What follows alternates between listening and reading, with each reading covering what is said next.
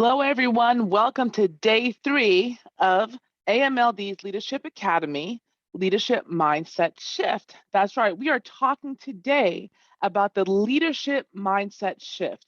And there is definitely a way that leaders talk and walk and move differently. Once they understand and they remove now, yesterday was removing limiting beliefs. Now, limiting beliefs never go away 100% of the time, but as leaders, we learn how to manage them because we cannot afford to impose our limiting beliefs upon our subordinates or people that follow us or participants, however it is. We cannot afford to impose our limiting beliefs because they're going to do what we do. People rarely sometimes do what you say, and they actually emulate your behavior. And so let me introduce myself again. My name is Dr. Andrea Diaz. I am president of American Management and Leadership by Design, and we are a management consulting company that specializes in training and developing women, giving them the tools to control their future, overcome imposter syndrome, help manage their intellectual assets, and to dominate in their respective professions. So we help women become leaders and just really crush it across the board. And we are really excited today for this leadership mindset shift that we're going to talk about.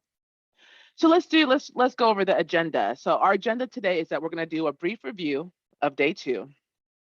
Then we're going to get right into it, that leadership mindset shift. I mean, I want by the time that you're done with this workshop in the next hour is that you understand how you're supposed to be moving, acting, talking differently. And then we're going to talk about what you need to know. And the struggle is real. Yes, ladies, the struggle is real. Because you know why I say that is because it takes time. And with any new, habit, it needs to become a learned behavior. And then and then we go into transformation versus motivation. And these are really important concepts to understand how they differentiate and how you use them as a leader in your organization, in your company, in your department, however it may be. And then we talk about what's your next move? What are the next steps? And then we go into Q&A. Okay? All right. So let's get started let's do a review of day 2. Okay. We talked about the inception of limiting beliefs, like where do limiting beliefs come from? And again, where do they begin? Well, they really begin with the family, friends, colleagues, and then it goes into self. Okay, family and friends are what I call the frenemies kind of thing. They know the old you, they don't know the new you, or they've seen one side of you, and they've now boxed you or categorized you as something, not a complete picture of yourself. Another thing that what imposes limiting beliefs on us is social media and the media itself, right? And the reason why we say this is because with the advent of technology, there are filters and things like that, and people only show you the best parts of themselves. They're not showing you what's really happening behind the scenes. And so what happens with that is that we start doing the comparison game, and we start thinking that, oh, we take what we see at face value, and we assume that someone else is doing better than us, as opposed to someone's just providing a facade. There's also society, and the list goes on and on and on. Then we discuss the 5 whys. Why do women in particular feel the need to be perfect? Why do we think that everything has to be, perfect before we even speak up in the meeting, take that next step, take that leap of faith?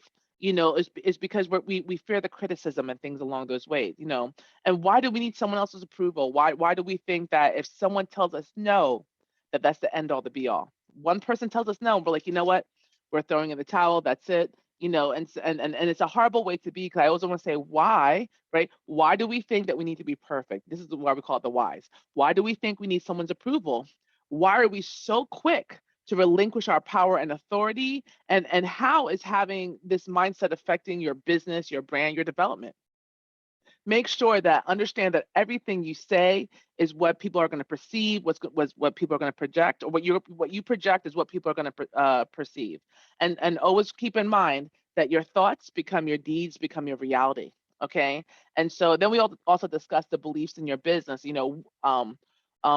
You are what you believe, right? And so if you're like, you know what, this is going to be a great year, you're going to believe it's going to be a great year, because, as I said, your thoughts become your deeds, which become your reality.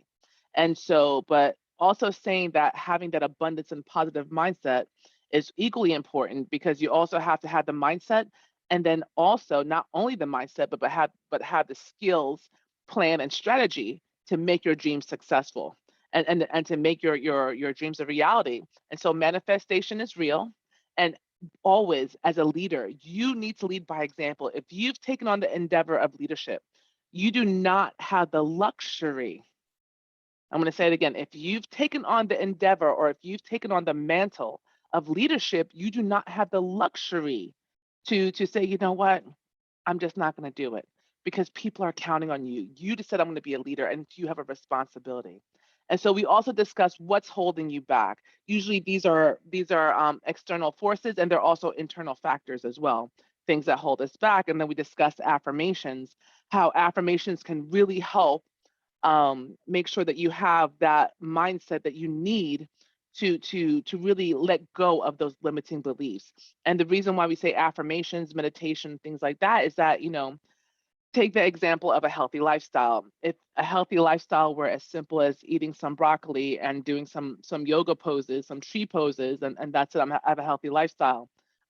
We wish it would be so easy. However, we all know is that anything worth having is worth working for, and that you have to constantly feed yourself the appropriate wording, environment, the nourishment for your psychological well-being, your physiological well-being, taking care of the mind, body, and soul. These are all things that you have to do to help remove those limiting beliefs. And please understand that even the most successful person in life has doubts. Oprah has doubts. Angela Merkel, who's the chancellor of Germany, she has doubts. You know why? Because they're human beings. But what they do is that they surround themselves. Every coach has a coach. I just want to let you know that. So every leader should have a coach, because you need someone to say, you know what, I need someone to help keep me on track. I need someone to give me the guidance and objectivity that I may be lacking. So these are things that we discussed in day 2. And just know that you don't need anyone's permission to be great. And that was my ending um, contribution after workshop 2. And so now we're going to get into the nitty gritty of it all. This is where we talk about the mindset, the leadership mindset shift. There is, I cannot even begin to tell you. This is where you stop being the worker bee and worrying about the everyday tasks, and you start being the visionary. Leaders have to be and need to be visionaries. I want to say this again. Leaders, especially women leaders, you'd have to and need to be visionaries, okay? Because you need to be able to see not only 6, 12, and 18 months down the line, you need to be able to see 3 years, 5 years, 10 years down the line. Where do you want to take your company? How do you want to grow? How do you want to expand? Do you want to go global? I mean, is it only about money, or do you have philanthropic aspirations? These are all things that you need to take into consideration when growing your group, but growing your organization and growing your brand and growing who you are. Okay. And so this is where, let's talk, this is where I love this photo in this PowerPoint, because you literally, you make the impossible possible. This is significant. Okay. You're making the impossible possible, which means it's like you saying, you know what? Who told me that I can only do this? Why am I listening? Like, when you really understand, you're just like, you know what? Why am I letting someone else's opinion guide my life and my journey and my destiny? This is where you stop trying to worry about the day-to-day things, that you're trying to make sure that we're going to be here in the future, and we're going to be solvent. And because I always like to use this, you have a fiduciary responsibility to be successful.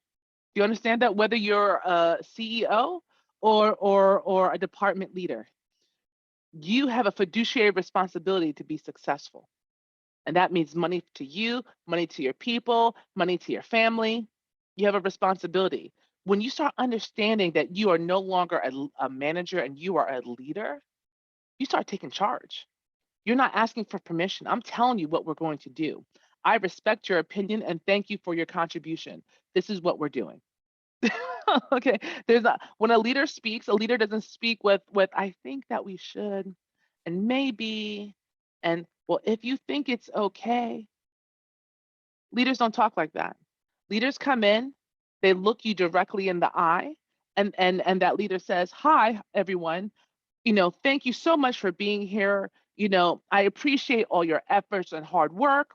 We have made some significant strides as a company, as the organization. I am so incredibly proud of our progress. Our culture is this, our products are this, our customer service is this, and this is where our R&D is. Guess what? You have R&D. Everyone has R&D. I don't care what size, if you're one person or a million person, everyone has R&D because you're always looking at products and things to do your processes better. You start thinking like not just a mom and pop, or it's just Amy doing this job or Betty doing this job, as opposed to I am President Amy, I am President Betty of Betty Enterprises, and I have a responsibility to be successful. And I want to do company matching, and I want to do retirement packages, and yeah, you have to start thinking and acting like a boss. And by the way, if you're thinking that someone's going to hold your hand through the process, you're going to be totally. I'm telling you, that's not how it goes. And I will tell you this: I can give you the tools, but you have to put the work in yourself, right? And so we already discussed about feeling confident. You don't walk into a room. Now let's talk about confidence. And when I say feeling confidence, I want to say exuding confidence. You walk in, your back is straight, your shoulders are put back, your head is tall, you're looking people directly in the eye, and you're not letting people, you're not averting your gaze. And by the way, it's not only your face, it's your body language. You're not folding your arms or wringing your hands, or understand that your body language projects everything. And so if you're not feeling confident, it's going to come through in your body language. And not only is it going to come through in your body language, it's going to come through in your speech. Now, this is where the perfectionism like really messes a lot of ladies up in terms of leadership and going out there and crushing it in their industry. They think that they have to be perfect to speak, or they have to be perfect to brief someone, or maybe they're going to ask me a question that I don't know, and blah, blah. Here's the thing: no one knows everything. It's literally impossible for someone to know everything. But I learned a great way. I learned a great response from my boss, who was a male. And by the way, ladies, you could say that, oh, well, males this or whatever, but sometimes you have to pay attention, whether you like someone or not. If that person can teach you something, you need to take note of what's working well for that person and not working well, and adopt it. That's all I'm going to say. And anyway, so he told me I would hear him briefing, and he would be standing in front of the colonel, and he would say, and the colonel would, or he, in a room, or he'd be in the command conference room, and he would be briefing someone and blah blah blah blah, whatever he's saying. And someone would inevitably, and it happens, and it wasn't like a personal attack, it just happens. Someone would inevitably ask him something that he didn't know. And what he would say is, I don't know. I don't have, or what he would say is, I don't have the answer for that, but I will get back to you. There's nothing wrong with that statement. It's a very blanket statement. I don't have the answer. I will get back to you. And then he would turn to me, because I would be standing next to him, and he would say, get me smart on blah, blah, blah, blah, blah. I would take down the notes. That's a leader. Do you understand me? A leader. So he's not pretending to say, well, I know everything, because we're so concerned that someone's going to critique us. Let me tell you something: whether you're a leader or not, someone's going to critique you. Period. Amen. Someone is going to critique you. Period. All right.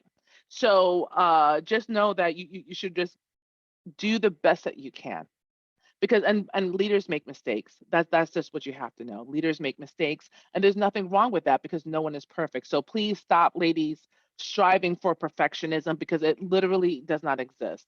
And so, I want you to feel confident, and not just feel confident. It's going to exude your confidence in your words and your things. And when you're confident, your people are going to feel confident in you. Okay, and they're going to say, you know what? Yeah, I'm a human being. I don't have every single answer, but we're going to find out, and we're going to do the best job we can, and we're going to give you the best customer service, and we're going to do. That's someone that someone wants to work with. Okay. Also, as it relates to the leadership mindset shift, you're always planning. You're always planning. Your motto, all leaders should have the motto of, if you don't have a plan, plan to fail. Okay, I'm telling you that right now. You need to have planning. And not just, I mean, we're talking about all types of planning, financial planning, strategic planning. I mean, we're talking about all sorts of planning. Like, as a leader, it is your responsibility to move the needle. I'm going to say it again. As a leader, it is your responsibility to move the needle. How are you going to affect change? This is why organizations have the vision, the mission, the core values, this is why we have these things. So we know, like, I am who we are. What do we represent? What are we trying to achieve? How are we going to do it? Those are things that all companies, all leaders should have that information, whether it's for you and your department or the overarching organization. It doesn't matter. It's irrelevant. And so as a leader, you need to plan, and we're going to talk about the various aspects of planning in leadership. Okay. We're also going to talk about people, and let's talk about people and resources. I know you guys are taking copious notes. So let's talk about people and resources. As a leader, you need to have the right people on your team. It is imperative that you have the right people on your team. And if you have someone where you find that you're doing more work for a particular position that you've retained someone's services for than that individual is doing, and you're taking more on your plate as opposed to delegating, you're going to have to consider that that person is not the right person for your team. I'm just going to say you're going to strongly need to consider that that individual is not the right person for your team. Okay? Because if you can't hand over things and you're taking things away, then you're going to need to have those tough conversations. And all leaders need to have the ability to have tough conversations. It's not easy. No one's saying that you're going to be like happy about it or whatever the case may be, but you have been called for greater things. And with great power comes great responsibility. And you need to be able to have the conversations because it is your responsibility to make sure that you have the right people in place so they can move the vision and mission forward of whatever it is that you're trying to do. Again, you need to have the right people in place to move the vision and mission forward for whatever it has to do. And ladies, I want to say this. I'm going to say this 100% of the time, all day, every day. It starts with you, okay? It 100% starts with you. It starts and ends with you, this leadership mindset shift. If you come in and you're saying to yourself, as I said, oh, well, I don't really belong here. I don't really, think that I need to be here, or this is what's happening, then the people that you're leading are not going to respect you. They're going to say, you know what? Amy doesn't know what she's talking about. Amy doesn't know da da da da da. And so this is why it is so incredibly important to understand that it starts and ends with you. Again, people rarely will listen to what you do. They will look at what you do. They will observe your actions 10 times more than they listen to what you say. Because what we do, like, we observe. We're like, what is she saying? What is he saying? And do they really believe it? And people are looking at your body language. So understand that you are being evaluated all day, every day. And every word that comes out of your mouth, people are looking to pick it apart. I'm not telling you this as a bad thing, but I'm letting you understand that your words have weight. And when you take that leadership position and you take that mantle up to be the leader, understand that you are held to a higher standard, good, bad, or indifferent, no matter how you want to slice it. Again, when you say that I'm going to be the leader, whether it's the leader of your department, whether it's the leader of your organization, whether it's the leader of your personal company, people look at your behavior, they look at your actions, they look at how you address people, they listen to how you speak to people, they observe how you handle problems, they observe how you handle difficult situations, and they're going to emulate your behavior.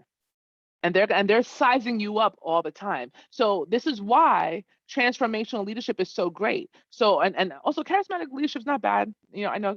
Hey, Kara, I know you like charismatic leadership. It's not a bad thing, but transformational leadership, also with strategic leadership, as they say, and democratic leadership, are the most effective styles because it gets people on board.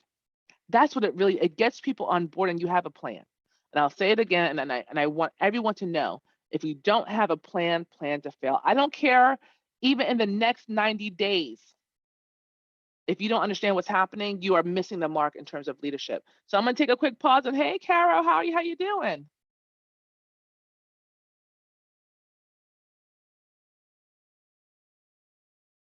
Okay, so we're going to keep on going. So what do you need to know as a leader? Okay, you need to know about strategic planning. What are we doing as a company? How are we going to move the needle forward? How are we going to grow the company? How are we going to increase our market base? Do I have the right people in place? Oh, that leads right to succession plan. Oh, by the way, do I have the right finances? Do I have the not only the staff support, but do I also have the technological infrastructure in place? Do I have am I using the latest software that I need? All of these things in terms of strategic plan. Do I have to outsource? Is it better for me to outsource this particular part of the project, or should I hire someone locally? All things to consider, what you need to know as a leader. Then that leads into succession planning. As I discussed on day 2, that Jack Welch was an amazing person in terms of he was the president and CEO of General Electric, and he knew people's names. He made sure that the person that replaced him, as opposed to having the mindset of, I'm going to be here forever and it's my world and blah, blah, blah, blah, blah. He understood that he had a finite time to make his objectives and goals a reality for GE.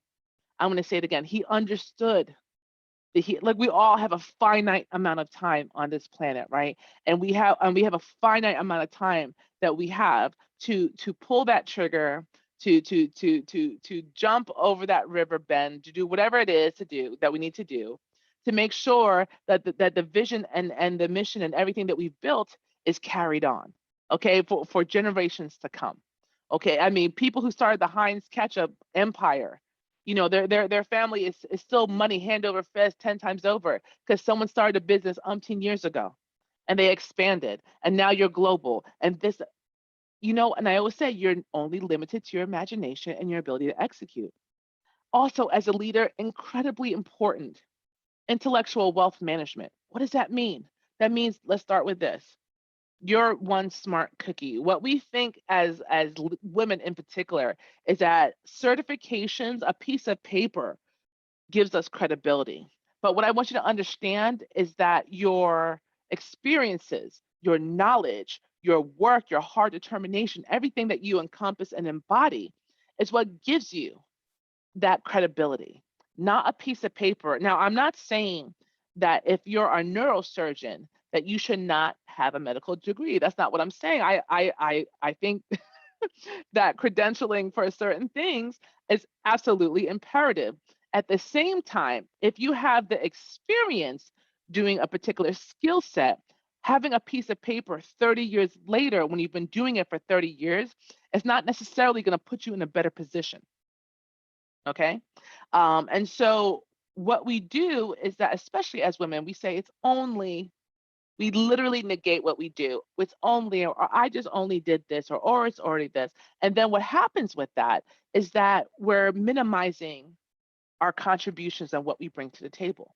And because we minimize our own contributions, this is when we start to suffer from imposter syndrome and confidence issues. And this is why we don't ask for the pay that we think that we deserve, or we're too scared to go out on our own because who's gonna believe us, or who's gonna think that we're worthy. And this is where we think that, oh, what we know is common sense to everybody. And then, I had one woman I spoke to, and and she said to me 3 times, I want to help women who lose weight, and I said to her, okay, but I said, you realize that I haven't heard you speak about money yet. And I said, you realize that making money and helping people are not mutually exclusive concepts. Yeah, you're smarter than you know, and you should be charging people for it. However, whether it's your employer or that you have the company. Next is branding. Branding is more, and I want to talk about branding is so much more than your colors. Okay, branding is not your colors and is not your logo. Your branding is what you represent, what your products represent, what your company represents, what you as a leader represents. Okay, you are branding all day, every day. The moment you open your mouth to the moment you close your mouth at the beginning and end of the day, you are branding in some way, shape, or form. I want you to understand that everything you say, everything you do, every little post that you do, every little kind interaction or something you are branding. You are showing people who you are and what you do. Okay, and so if you're also known to yell and to get very upset at the drop of a dime, or to be very what's the word I'm looking for, someone who has a short fuse, that's also a part of branding. Understand that it goes both ways. Branding is not positive or negative, but branding has a lot to do with you and your actions. And then we have social media. You think to yourself, as a leader, what does social media matters? But it does matter, because social media tells people who you are. Social media gives you a voice to tell people who you are. Back in the day, it used to be that you picked up the phone and you made phone calls, and that's how people knew. Or you took out an ad in the local newspaper, and that's or you got an ad in the yellow pages or something. I know I'm dating myself, but you got to add in the yellow pages, and that's how you were able to. And if you really had money, you got a commercial on television, but it wasn't like that back then, you know. And now social media, all you need is a phone or a pad. Doesn't matter if it's a iPad or a tablet or some. You just, I mean, the amount of electronic devices that are so prevalent, um, uh, for people, social media is something that everyone needs to be a part of. And if you are not a part of social media, then really and truly you're missing part of leadership, because you don't have the luxury of being a hermit. You don't have the luxury of being in the background. If you've taken the mantle and picked up the endeavor of being a leader, then you need to be seen. I there has been something that has been mulling over in my mind, and that I want to share with you ladies today, is that, you know, if you want to grow, if you want to know, if you want to reach the heights of other people, because truly at the end of the day, sometimes there's no significant difference between you and somebody else. It's just whether you stopped or kept going or things like that. And just understand that you social media is almost like puts you on an even platform. Social media allows you to reach audiences that you never could have reached. And if you understand the science behind social media, um, you have to move your company forward. You have to be visible. If you want to be seen and heard and be taken seriously as a contender, you have to be seen and heard to be taken seriously as a contender. Okay, that means you have to put yourself out there. That means you have to let people know what you stand for. That means you have to let people know what you represent, what your company represents, what initiatives you have going on. That's all with social media, okay? And also with branding. And then we have social and emotional intelligence. I actually had a coaching session with somebody a couple weeks ago, and I said, you need to control your anger. Whether you are working with someone like me or I was like, you have the right to be angry with your situation. I'm not saying, we're not minimizing what transpired, but what I'm saying is that you need to manage it better and understand the kind of conversation that is. This is not saying that, oh, well, suck it up, buttercup. That's not what we're saying, because that's not the right approach either, because you don't know. Like, I'm not a healthcare professional. At the same time, sometimes even as leaders, we become tired, right? We think that, oh no, and we just keep working and working, and then as opposed to taking care of ourselves, we start snapping. And this is why we talk about social and emotional intelligence. When is it about you, and when is it about the other individual? In addition, as a leader, you affect the culture, and you affect the coaching of your organization. I'm going to say it again. You affect the culture, and you affect the coaching that it happens in your organization. And so by this, not only by being kind to people, but if you set the culture of excellence, or do you set the culture of mediocrity? Meaning, things happen, people make mistakes, we understand that. But are mistakes the exception, or are they the rule? Because if you demand excellence, you're going to be given excellence. But if you demand mediocrity, guess what you're going to be given? Mediocrity. That's right. So you have to hold people accountable. You show people as a leader how to treat you. You show people the work that you expect them to do. And then when you start holding people's feet to the fire, guess what? They start producing, right? When people realize, like, oh, you know what? I'm not going to mess around with you. I know I better get my deadlines done. That's a leader, baby. That's a leader. That's what a leader does. So now let's talk about, oh, and by the way, wait a minute. You know what I didn't tell you? These topics right here, these topics are discussed in wealth, in our wealth program under AMLD. Wealth stands for Women Empowered to Achieve Leadership Excellence Through Tenacity and Hard Work. So for women who really want to take their leadership skill to the next level, for women who really want to say, you know what, I'm ready to boss up, I'm ready to walk into that boardroom, and I'm ready to command whatever I need. Come and visit me for wealth. I'll tell you that right now. This is not for the faint of heart. This is people who really want to dominate and level up their game, who are trying to be taken seriously, who demand, not trying, who demand to be taken seriously, and who know their worth, and know that, and are going to make sure that other people know and understand their worth. Okay, now let's talk about the struggle. Yes, the struggle is real. Okay, what do we mean by that? All right, when you're a leader, there's work behind it. This is not one of those things where you see a celebrity show up on the red carpet all dolled up and all sorts of stuff, and they just magically got that way. That takes work to make that celebrity work to look like that, right? Which means that it takes work to be the type of leader that you want.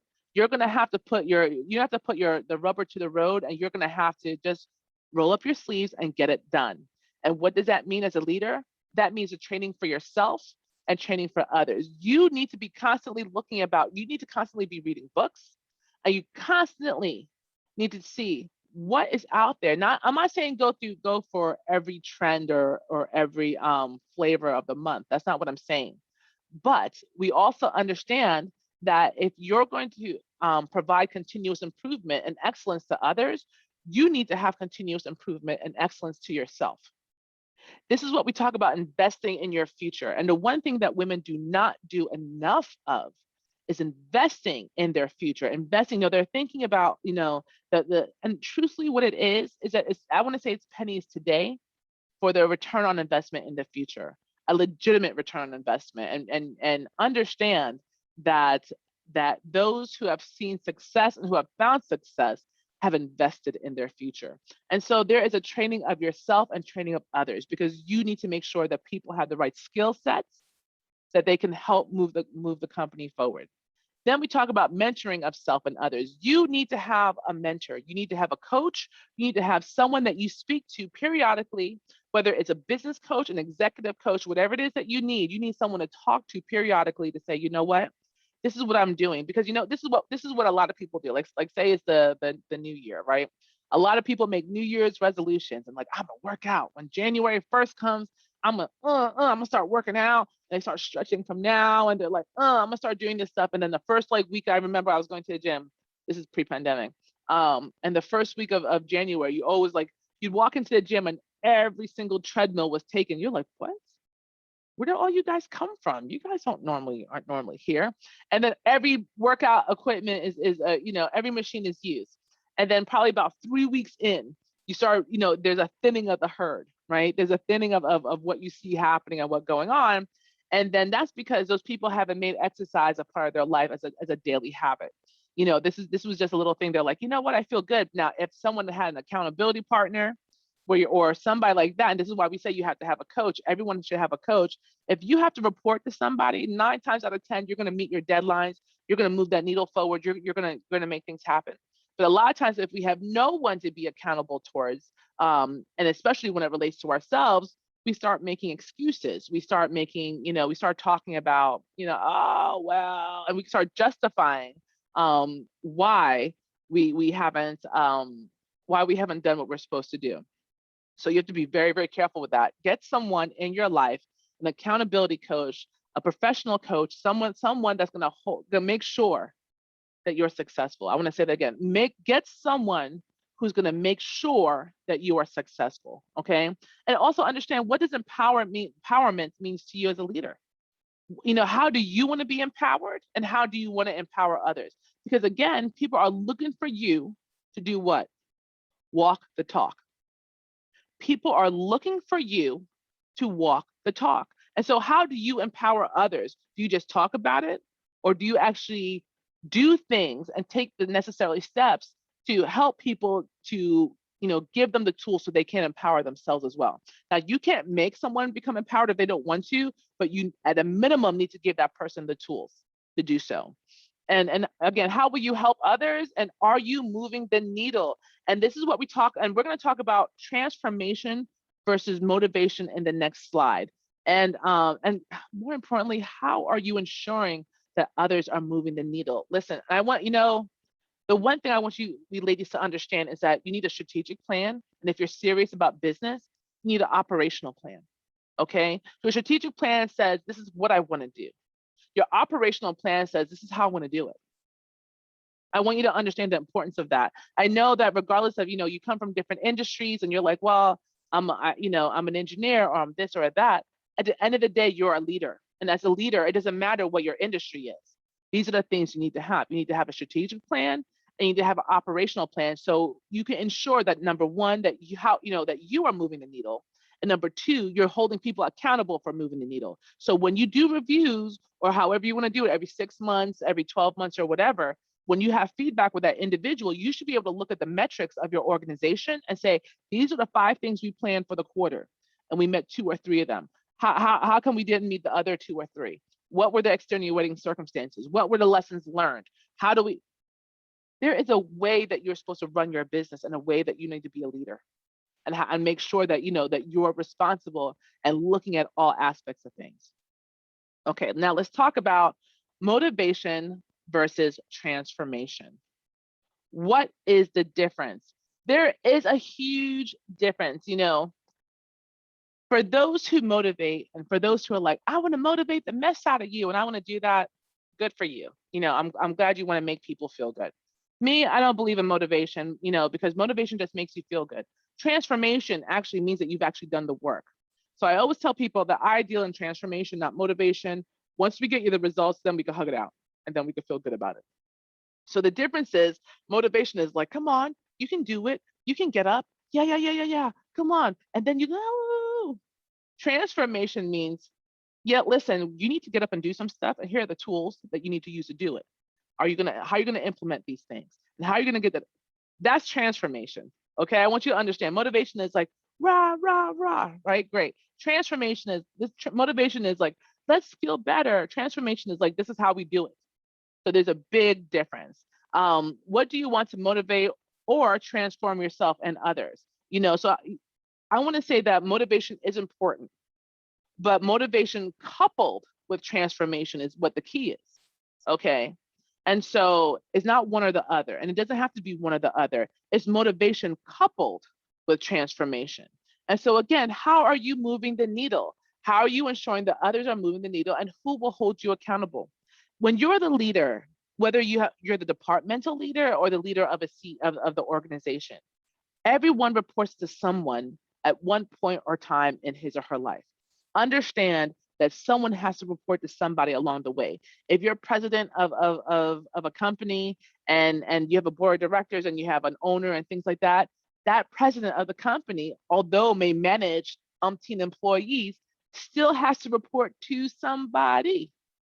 Understand that everyone has someone to report to. Even if it's your own company, you technically then report to your customers, because it's your customers and your employees is who keeps that boat afloat, if you understand what I'm saying. Okay. So now let's talk about what's your next move. Okay. And so we've spoken about, how do you shift in that leadership mindset shift? How do you get that going? How do you do blah, blah, blah? Well, guess what? What is your personal and professional leadership plan? You need to have a personal and listen. If you want to be that leader, and you want to get into those rooms that are historically difficult to get to, there's a game you have to play. And I don't mean that in a bad way. There's a game, there are rules to the game. There are nuances, there's emotional intelligence, it's social, it's political. And you have to understand what the rules of the game are so you can navigate them appropriately. So where are you now and where do you want to be? Let's talk about that. Where are you today? And just so in case if you are not where you are today, it doesn't mean that you won't be tomorrow or in the next couple of weeks. But sometimes we become impatient and we want all the results today. But that's not the best way to be.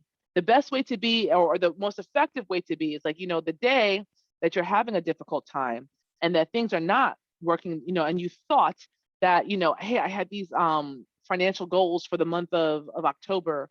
And it doesn't look like I'm gonna meet my financial goals for the month of October. What's my plan? Do I pick up the phone and do I start, picking those alliances and recreating and regenerating those contracts or connections? Do I start doing more lives? Do I start doing initiative? What are you going to do to get out of the spot where you're going to be? Do you just say I'm stopping here, or do you say, you know what, this is a temporary state? I get to eat ice cream for the next 20 minutes. Maybe have a drink if that's what you want to do, and then we pick up and then we try again, and then I get a new strategy, right? Because successful people are rarely comfortable. And lastly, I want to say, where do you see your company in 5 years? Where do you see your company in 5 years? I see myself internationally, operating internationally. I could tell you that I've already scoped out the countries. I already have them identified. I already have some inroads that I'm looking to do. And that's where I see myself in 5 years. And where do you see yourself in 5 years? And so this is the time where I want to, allow you to unmic, and then you can ask any questions before we proceed. So Kara, are you there?